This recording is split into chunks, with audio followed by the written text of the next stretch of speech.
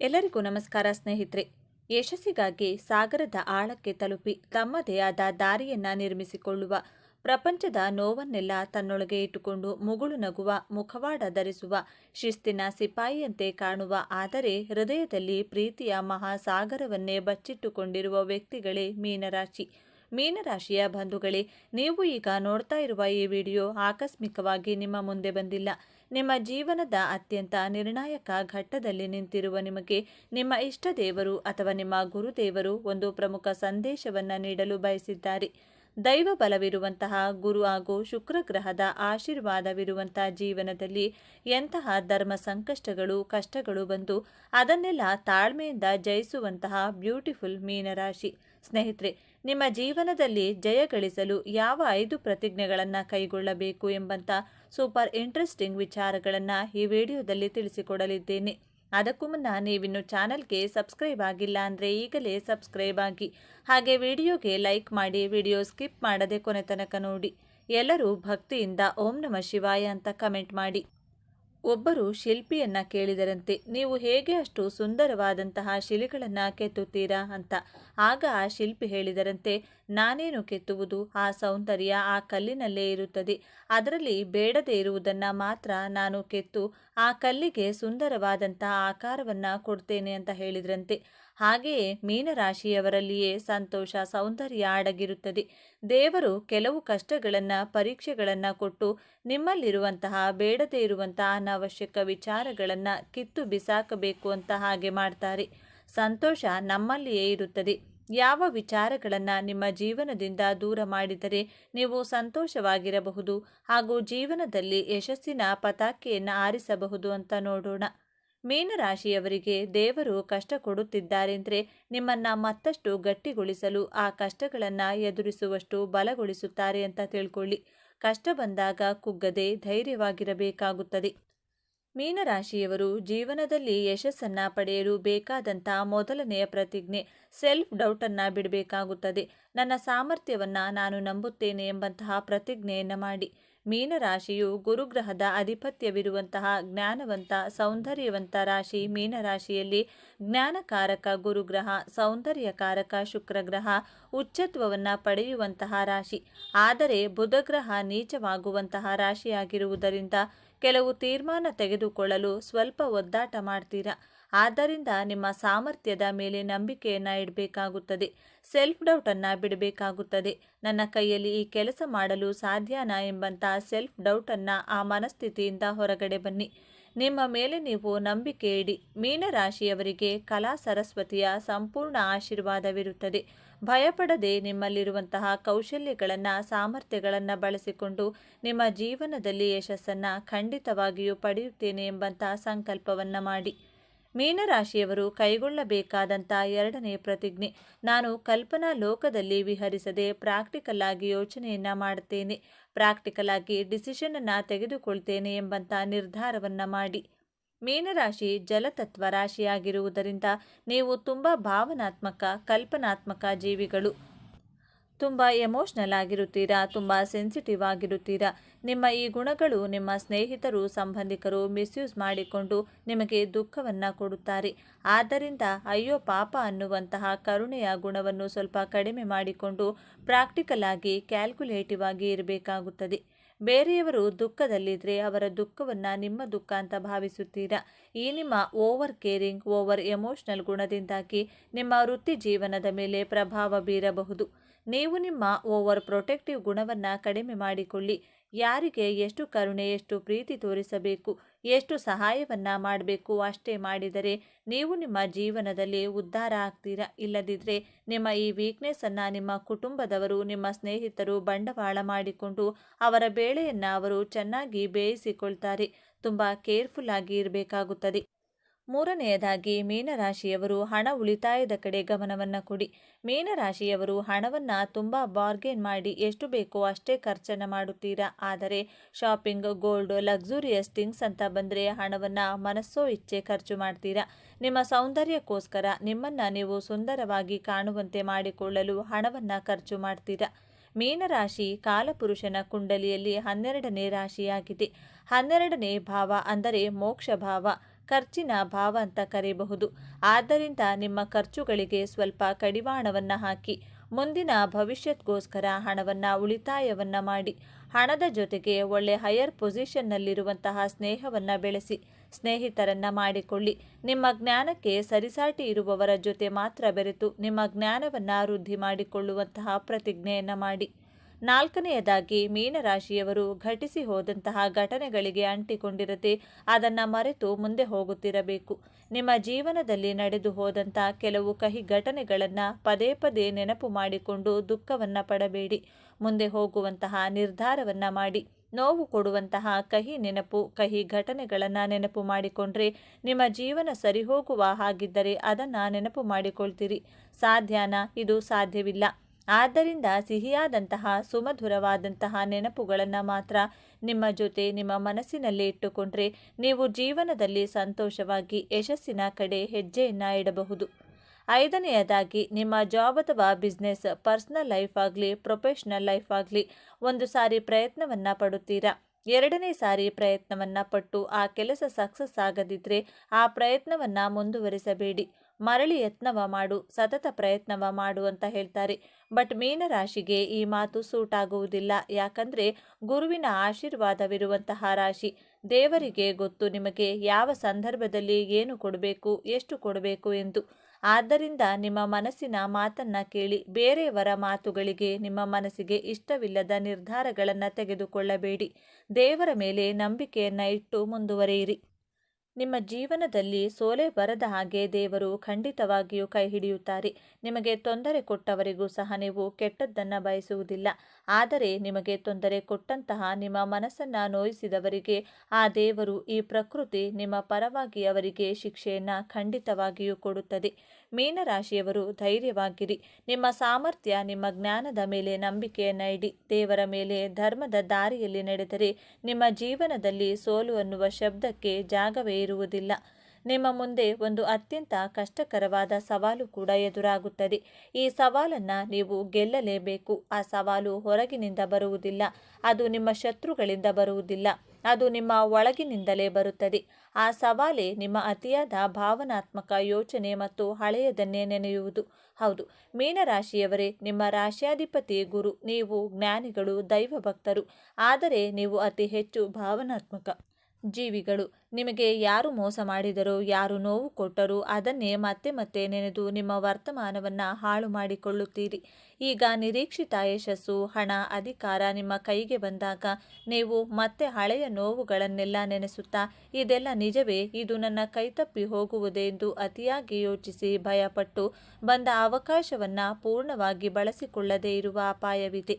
ಯಶಸ್ಸನ್ನು ಪಡೆಯುವುದು ಎಷ್ಟು ಮುಖ್ಯವೋ ಅದನ್ನು ಧೈರ್ಯದಿಂದ, ಸಂತೋಷದಿಂದ ಅನುಭವಿಸುವುದು ಅದಕ್ಕಿಂತಲೂ ಮುಖ್ಯ. ಹಾಗಾದರೆ ಈ ದೊಡ್ಡ ಸಮಸ್ಯೆಯಿಂದ ಪಾರಾಗುವುದು ಹೇಗೆ? ಈ ಯಶಸ್ಸನ್ನು ಶಾಶ್ವತವಾಗಿ ಉಳಿಸಿಕೊಳ್ಳುವುದು ಹೇಗೆ? ಪರಿಹಾರ ತುಂಬಾ ಸರಳವಾಗಿದೆ. ಆದರೆ ಇದನ್ನು ನೀವು ಅತ್ಯಂತ ಶ್ರದ್ಧೆಯಿಂದ ಪಾಲಿಸಬೇಕು. ನಿಮಗೆ ನೋವು ಕೊಟ್ಟವರನ್ನು ಮನಸ್ಸಿನಿಂದಲೇ ಕ್ಷಮಿಸಿಬಿಡಿ. ಅವರಿಗಾಗಿ ಅಲ್ಲ, ನಿಮ್ಮ ಮಾನಸಿಕ ಶಾಂತಿಗಾಗಿ. ಹಳೆಯ ಗಾಯವನ್ನು ಕೆರೆದು ನೋವು ಮಾಡಿಕೊಳ್ಳುವುದನ್ನು ಸಂಪೂರ್ಣವಾಗಿ ನಿಲ್ಲಿಸಿ. ನಿಮ್ಮ ರಾಶ್ಯಾಧಿಪತಿಯಾದ ಗುರುವಿನ ಕೃಪೆಗಾಗಿ ಪ್ರತಿ ಗುರುವಾರ ಹತ್ತಿರದ ದೇವಸ್ಥಾನಕ್ಕೆ, ವಿಶೇಷವಾಗಿ ದತ್ತಾತ್ರೇಯ, ಸಾಯಿಬಾಬಾ ಅಥವಾ ರಾಘವೇಂದ್ರ ಸ್ವಾಮಿಗಳ ಮಠಕ್ಕೆ ಹೋಗಿ. ಅಥವಾ ಹಸಿದವರಿಗೆ ಕಡಲೆಬೇಳೆ ಅಥವಾ ಬಾಳೆಹಣ್ಣನ್ನು ದಾನ ಮಾಡಿ. ಇದು ನಿಮ್ಮ ಮನಸ್ಸನ್ನು ಸ್ಥಿರವಾಗಿಸಿ ಭಾವನಾತ್ಮಕ ಒತ್ತಡದಿಂದ ಹೊರಬರುವ ಶಕ್ತಿ ನೀಡುತ್ತದೆ. ನಿಮಗೆ ಯಶಸ್ಸು ಸಿಕ್ಕಾಗ, ಹಣ ಬಂದಾಗ ಅದನ್ನು ತಲೆಗೆ ಏರಿಸಿಕೊಳ್ಳಬೇಡಿ. ತಕ್ಷಣ ನಿಮ್ಮ ಇಷ್ಟ ದೇವರನ್ನು ಅಥವಾ ಗುರುವನ್ನು ಮನಸ್ಸಿನಲ್ಲಿ ಸ್ಮರಿಸಿ, ಇದೆಲ್ಲ ನಿನ್ನ ಕೃಪೆ, ನನ್ನದಲ್ಲ ಎಂದು ಕೃತಜ್ಞತೆ ಸಲ್ಲಿಸಿ. ಯಶಸ್ಸು ಬಂದಾಗ ತಲೆಬಾಗಿರಿ. ಈ ಒಂದು ವಿನಯವಂತಿಕೆ ನಿಮ್ಮ ಎಲ್ಲ ಭಾಗ್ಯವನ್ನು ನಿಮ್ಮ ಬಳಿಯೇ ಉಳಿಸುತ್ತದೆ. ಮೀನರಾಶಿಯವರೇ, ನಿಮ್ಮ ಜೀವನವನ್ನು ಸಂಪೂರ್ಣವಾಗಿ ಬದಲಾಯಿಸುವ ಶಕ್ತಿ ನಿಮ್ಮ ವಿಜಯದ ಆರಂಭವಾಗಲಿದೆ. ನೀವು ಅನುಭವಿಸಿದ ಪ್ರತಿಯೊಂದು ನೋವಿಗೂ ಈಗ ಪ್ರತಿಫಲ ಸಿಗಲಿದೆ. ನಿಮ್ಮ ಕಣ್ಣೀರು ಈಗ ಆನಂದ ಬಾಷ್ಪವಾಗಿ ಬದಲಾಗುವ ಸಮಯ ಬಂದಿದೆ. ನೆನಪಿಡಿ, ಈ ವಿಡಿಯೋ ನಿಮಗೆ ತಲುಪಿದ್ದು ಆಕಸ್ಮಿಕವಲ್ಲ.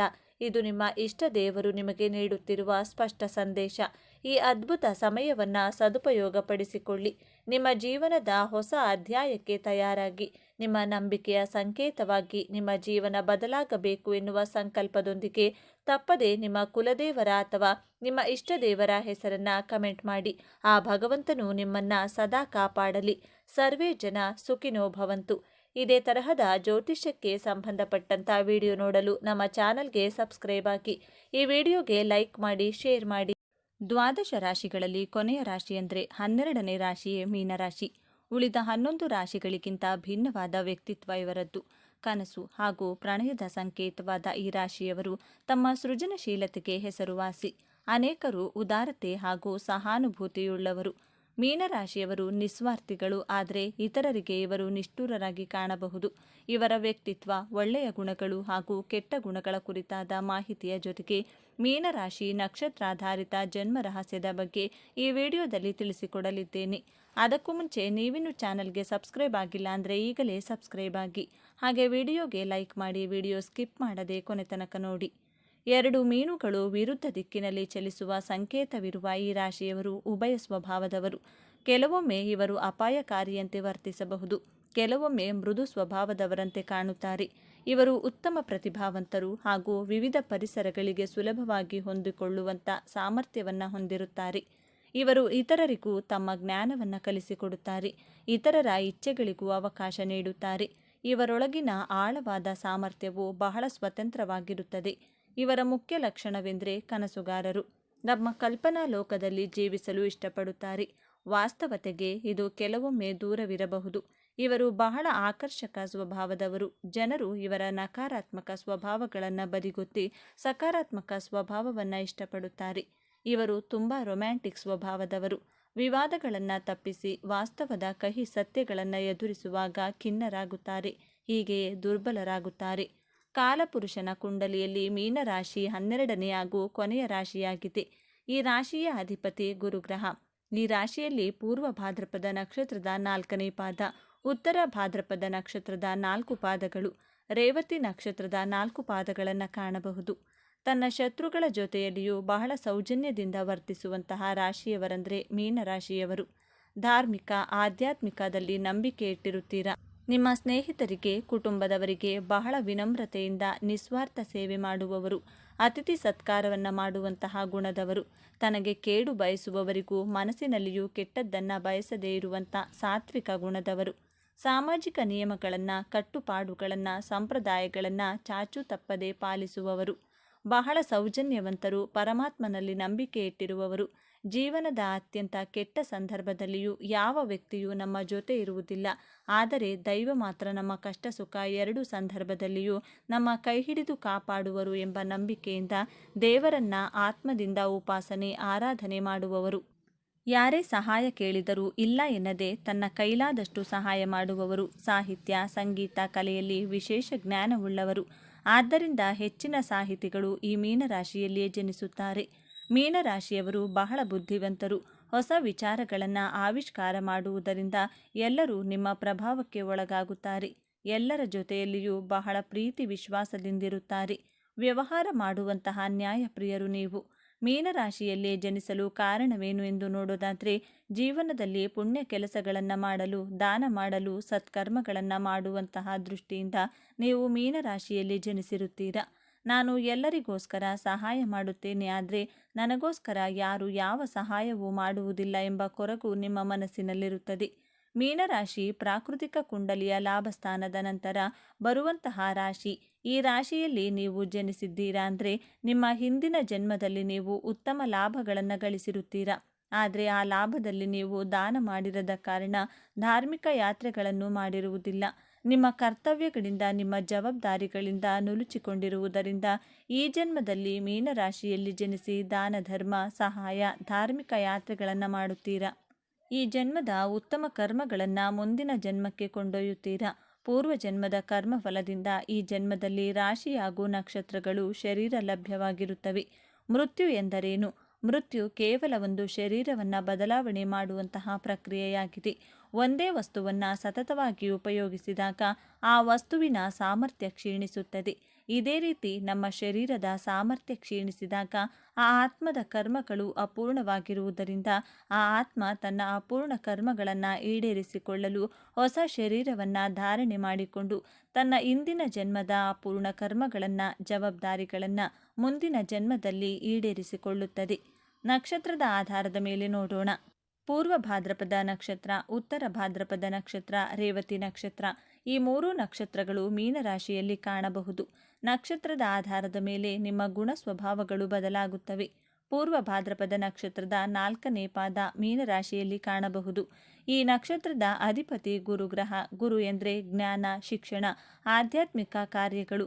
ನೀವು ಹಿಂದಿನ ಜನ್ಮದಲ್ಲಿ ನಿಮ್ಮ ಜ್ಞಾನವನ್ನು ಹಂಚುವ ಪ್ರಕ್ರಿಯೆಯಲ್ಲಿ ಅಪೂರ್ಣ ಸೇವೆ ಮಾಡಿರುವುದರಿಂದ ಈ ಜನ್ಮದಲ್ಲಿ ಪೂರ್ವ ಭಾದ್ರಪದ ನಕ್ಷತ್ರದಲ್ಲಿ ಜನಿಸಿ ಶಿಕ್ಷಣಕ್ಕೆ ಸಂಬಂಧಿಸಿದಂಥ ಬೋಧನೆಗಳನ್ನು, ಆಧ್ಯಾತ್ಮಿಕ ವಿಚಾರಗಳಿಗೆ ಸಂಬಂಧಿಸಿದಂಥ ಜ್ಞಾನವನ್ನು ಹಂಚಲು ಈ ಜನ್ಮದಲ್ಲಿ ಹಾಗೂ ಈ ನಕ್ಷತ್ರದಲ್ಲಿ ಜನಿಸಿರುತ್ತೀರಾ. ಎರಡನೆಯದಾಗಿ ಮೀನರಾಶಿ ಉತ್ತರ ಭಾದ್ರಪದ ನಕ್ಷತ್ರದಲ್ಲಿ ಜನಿಸಿದವರು ಹಿಂದಿನ ಜನ್ಮದಲ್ಲಿ ಧಾರ್ಮಿಕ, ಆಧ್ಯಾತ್ಮಿಕ ಕಾರ್ಯಗಳನ್ನು ಮಾಡಿರುತ್ತೀರಾ. ಆದರೆ ಅದರ ಸಂಪೂರ್ಣ ಲಾಭ, ಸನ್ಮಾನ ಪಡೆಯುವ ಸಮಯದಲ್ಲಿ ನಿಮ್ಮ ಮೃತ್ಯುವಾದಂತಹ ಕಾರಣ ಇಂದಿನ ಜನ್ಮದ ಪುಣ್ಯದ ಫಲವಾಗಿ ಲಾಭ ಪಡೆಯಲು ಈ ನಕ್ಷತ್ರದಲ್ಲಿ ಜನಿಸಿದ್ದೀರಾ. ಆದ್ದರಿಂದ ಉತ್ತರ ಭಾದ್ರಪದ ನಕ್ಷತ್ರದಲ್ಲಿ ಜನಿಸಿದವರಿಗೆ ಎಲ್ಲಿ ಹೋದರೂ ಗೌರವ, ಸನ್ಮಾನಗಳು ಸಿಗುತ್ತದೆ. ಸ್ವಯಂ ಸಂತೋಷವಾಗಿರುತ್ತಾರೆ, ಪ್ರಸನ್ನಚಿತ್ತರಾಗಿರುತ್ತಾರೆ, ಬೇರೆಯವರನ್ನು ಸಂತೋಷವಾಗಿಟ್ಟುಕೊಳ್ಳಲು ಪ್ರಯತ್ನ ಪಡುತ್ತಾರೆ. ನಿಮಗೆ 24 ವರ್ಷದ ನಂತರ ನಿಮ್ಮ ಜೀವನದಲ್ಲಿ ಯಶಸ್ಸು ಸಿಗುತ್ತಾ ಹೋಗುತ್ತದೆ. ನೀವು ವಿದೇಶಿ ಸಂಪ್ರದಾಯಗಳಿಂದ ಪ್ರಭಾವಿತರಾಗುತ್ತೀರಾ. ನಿಮಗೆ ಓದು, ಬರಹ, ಬೇರೆಯವರಿಗೆ ಶಿಕ್ಷಣ ಹಂಚುವುದು ಎಂದರೆ ಬಹಳ ಇಷ್ಟ. ನೀವು ನಿಮಗಿಂತ ವಯಸ್ಸಿನಲ್ಲಿ ದೊಡ್ಡವರ ಜೊತೆ ಸ್ನೇಹವನ್ನು ಬೆಳೆಸುತ್ತೀರಾ. ನಿಮ್ಮ ಸೀನಿಯರ್ಸ್ ಜೊತೆ ಸ್ನೇಹವನ್ನು ಬೆಳೆಸುತ್ತೀರಾ. ಮೂರನೆಯ ಹಾಗೂ ಕೊನೆಯ ನಕ್ಷತ್ರ ರೇವತಿ ನಕ್ಷತ್ರ. ರೇವತಿ ನಕ್ಷತ್ರದವರು ಹೊಸ ಹೊಸ ವಿಚಾರಗಳನ್ನು ಕಲಿಯುವುದರಲ್ಲಿ ಉತ್ಸಾಹಭರಿತರಾಗಿರುತ್ತಾರೆ. ತುಂಬ ಹಂಬಲ್ ಹಾಗೂ ಡೌನ್ ಟು ಅರ್ತ್ ಆಗಿರುತ್ತಾರೆ. ಸ್ನೇಹಿತರಿಂದ ಬಹಳ ಲಾಭವಾಗುತ್ತದೆ. ನಿಮ್ಮ ಇಂದಿನ ಜನ್ಮದಲ್ಲಿ ನಿಮ್ಮ ಕಾರ್ಯಗಳನ್ನು ಮಾಡುವಂತಹ ಸಂದರ್ಭದಲ್ಲಿ ಬಹಳ ಅಡೆತಡೆಗಳನ್ನು ಎದುರಿಸಿ ಆ ಕಾರ್ಯಗಳನ್ನು ಅಪೂರ್ಣಗೊಳಿಸಿದ ಕಾರಣದಿಂದ ಈ ಜನ್ಮದಲ್ಲಿ ರೇವತಿ ನಕ್ಷತ್ರದಲ್ಲಿ ಜನಿಸಿರುತ್ತೀರಾ. ನಕ್ಷತ್ರ ಯಾವುದೇ ಇರಲಿ, ನೀವು ಮೀನರಾಶಿಯಲ್ಲಿ ಜನಿಸಿದರೆ ಆಧ್ಯಾತ್ಮಿಕ ಸೇವೆ ಮಾಡಲು, ದಾನ ಧರ್ಮ, ಪ್ರೀತಿಯಿಂದ ವ್ಯವಹರಿಸುವುದು. ನಿಮ್ಮ ಎದುರುಗಡೆ ಇರುವಂತಹ ವ್ಯಕ್ತಿಗಳು ಎಷ್ಟೇ ನಿಷ್ಠುರವಾಗಿ, ಎಷ್ಟೇ ಕಠೋರವಾಗಿ ಮಾತನಾಡಿದರೂ, ವರ್ತಿಸಿದರು ನೀವು ಬಹಳ ತಾಳ್ಮೆಯಿಂದ, ಸೌಜನ್ಯದಿಂದ ಗೌರವಿಸುತ್ತೀರಾ. ಇದು ನಿಮ್ಮ ಮೂಲ ಗುಣ. ನೀವು ಸಂತೋಷವಾಗಿರುತ್ತೀರಾ. ನಿಮ್ಮ ಸುತ್ತಮುತ್ತಲಿನವರನ್ನು ಸಂತೋಷವಾಗಿರಿಸಲು ಬೇಕಾಗಿರುವಂಥ ವಾತಾವರಣವನ್ನು ನಿರ್ಮಿಸುವ ಕಾರಣದಿಂದ ನೀವು ಮೀನರಾಶಿಯಲ್ಲಿ ಜನಿಸಿರುತ್ತೀರಾ. ಮೀನರಾಶಿಯಲ್ಲಿ ಜನಿಸಿರುವ ಮಹಿಳೆಯರಿಗೆ ಕೋಮಲವಾದ ಮನಸ್ಸಿರುತ್ತದೆ. ಯಾರ ಮನಸ್ಸಿಗೂ ನೋವಾಗುವಂತೆ ಮಾತನಾಡುವುದಿಲ್ಲ. ಸೂಕ್ಷ್ಮವಾದ ಗುಣ ಸ್ವಭಾವವಿರುತ್ತದೆ. ಸಮಾಜದಲ್ಲಿ ಗೌರವಾನ್ವಿತ ಸ್ಥಾನಮಾನ ದೊರೆಯುತ್ತದೆ. ಹಾಸ್ಯ ಪ್ರಜ್ಞೆ ವಿಶೇಷವಾಗಿರುತ್ತದೆ. ಎಲ್ಲರನ್ನ ಪ್ರೀತಿ, ವಿಶ್ವಾಸದಿಂದ ನೋಡಿಕೊಳ್ಳುವ ಗುಣ ಇವರದ್ದು. ಸದಾಕಾಲ ಯಾವುದಾದರೂ ಒಂದು ಕೆಲಸ ಕಾರ್ಯಗಳಲ್ಲಿ ನಿರತರಾಗಿರುತ್ತೀರಾ. ಎಲ್ಲ ರೀತಿಯ ಅನುಕೂಲಗಳಿದ್ದರೂ ಮನದಲ್ಲಿ ಚಿಂತೆಯೊಂದು ಇರುತ್ತದೆ. ಶಾಂತ ಸ್ವಭಾವದವರಾದರೂ ಕಟುವಾಗಿ ಮಾತನಾಡುವಿರಿ.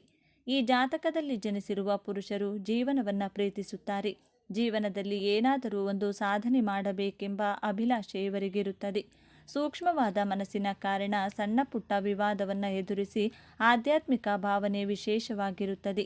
ಸಂಗೀತ, ನಾಟ್ಯದಂತಹ ಸಾಂಪ್ರದಾಯಿಕ ಕಲೆಗಳಲ್ಲಿ ಹೆಚ್ಚು ಆಸಕ್ತಿ ತೋರುವಿರಿ. ಕುಟುಂಬದ ಒಳಿತಿಗಾಗಿ ಯಾವುದೇ ತ್ಯಾಗವನ್ನು ಮಾಡಬಲ್ಲಿರಿ. ಕೋಪ ಬೇಗನೆ ಬಂದರೂ ಬಹುಕಾಲ ಉಳಿಯದು. ಹೆಚ್ಚಿನ ನಿರೀಕ್ಷೆ ಇದ್ದರೂ ಸುಮ್ಮನಾಗುವಿರಿ. ಸಾಮಾನ್ಯವಾಗಿ ಈ ರಾಶಿಯಲ್ಲಿ ಜನಿಸಿದವರಿಗೆ ದೃಢವಾದ ಮನಸ್ಸಿರುವುದಿಲ್ಲ. ಆದ್ದರಿಂದ ಎಲ್ಲ ಕೆಲಸ ಕಾರ್ಯಗಳು ನಿಧಾನಗತಿಯಲ್ಲಿ ಸಾಗುತ್ತವೆ. ಆದರೆ ಶುದ್ಧವಾದ ಮನಸ್ಸಿರುತ್ತದೆ. ಯಾವುದೇ ಕೆಲಸ ಕಾರ್ಯಗಳು ನಿಮಗೆ ಅಸಾಧ್ಯವೆನಿಸುವುದಿಲ್ಲ. ಉನ್ನತ ಮಟ್ಟದ ಜೀವನವನ್ನು ನಡೆಸಲು ಬಯಸುವಿರಿ. ವಿಲಾಸಿ ಜೀವನವನ್ನು ನಡೆಸಲು ಇಷ್ಟಪಡುವಿರಿ. ಇವರ ದಾಂಪತ್ಯ ಜೀವನವು ಸುಖ ಸಂತೋಷಗಳಿಂದ ಕೂಡಿರುತ್ತದೆ. ಈ ವಿಚಾರಗಳು ನಿಮಗೆ ಇಷ್ಟವಾಗಿದೆ ಅಂತ ಭಾವಿಸ್ತಿದ್ದೇನೆ. ಇಷ್ಟ ಆಗಿದ್ರೆ ನಮ್ಮ ಚಾನಲ್ನ ತಪ್ಪದೇ ಸಬ್ಸ್ಕ್ರೈಬ್ ಮಾಡ್ಕೊಳ್ಳಿ. ಈ ವಿಡಿಯೋಗೆ ಒಂದು ಲೈಕ್ ಕೊಡೋದನ್ನು ಮರಿಬೇಡಿ. ಈ ವಿಡಿಯೋವನ್ನು ನಿಮ್ಮ ಫ್ರೆಂಡ್ಸ್ ಆ್ಯಂಡ್ ಫ್ಯಾಮಿಲಿ ಗ್ರೂಪಲ್ಲಿ ಹೆಚ್ಚು ಶೇರ್ ಮಾಡಿ. ನಿಮ್ಮ ಅಭಿಪ್ರಾಯಗಳನ್ನು ತಪ್ಪದೇ ಕಮೆಂಟ್ ಮಾಡಿ. Thank you friends. ಎಲ್ಲರೂ ಭಕ್ತಿಯಿಂದ ಓಂ ಶ್ರೀ ಮಹಾಲಕ್ಷ್ಮಿ ನಮಃ ಅಂತ ಕಮೆಂಟ್ ಮಾಡಿ. ಧನ್ಯವಾದಗಳು.